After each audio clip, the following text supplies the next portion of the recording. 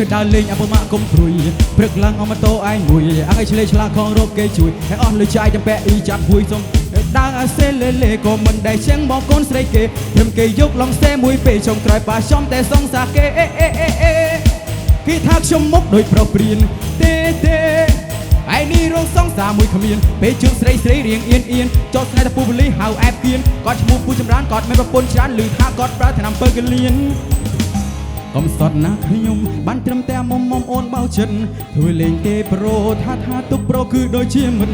លឺពាក្យនេះហើយអើយឈឺរៀងត្រូវនំអិនអោខ្ញុំខូចចិត្តខូចចិត្តរំឌីស្កូ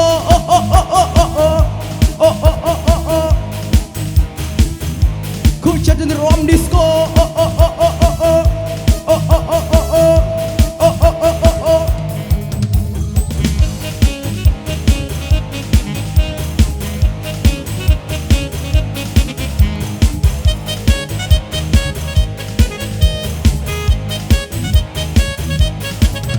ចូលរំលេងជាមួយលោកបងធីបេះដូងកំពុងតែរងាមានរឿងនិយាយនៅក្នុងចិត្តហើយអស់ប៉ុន្មានគិតបងមកលើហៀចិត្តចូលឆ្នាំកំព្រាទៅខ្លួនមួយចង់ផឹកជំនេះអាបាក់បៀប្រាប់ហើយតាទឹកខ្ញុំនេះចេញលុយហៅនាងអង្គុយរបានៅចិត្តគ្នាមើលនាងរំកំពុងកវីសក់វែកវក់រញ៉េរយញ៉ៃស្អែកនាងរំក៏ដូចចលែកលក់វែកវក់រដូចចំណូលថ្មីមើលមាត់នាងទៅដូចទៅចង់ខកអីទៅដូចទៅឆ្លាក់ត្រីមើលពីជើងរហូតទៅដល់សក់សុំលឹងសុំលក់ខ្មោច7ថ្ងៃអូននៅក្មេងអូនរំអូនរែងអូនចេះក្រលេងខ្លាំងបែបនេះអែមែនទេឲ្យបងវងវែងបងចង់ជប់ពេកអូនយប់នេះ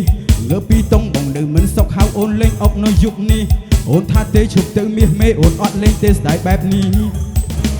កុំសត់ណាខ្ញុំបានត្រឹមតែមុំអូនបោចិត្តធ្វើលេងទេប្រូថាទុកប្រូគឺដូចជាមិនលឺពីនេះហើយអើយឈឺរៀងត្រូវនំអិនអោខ្ញុំខូចចិត្តខូចចិត្តរំឌីស្កូ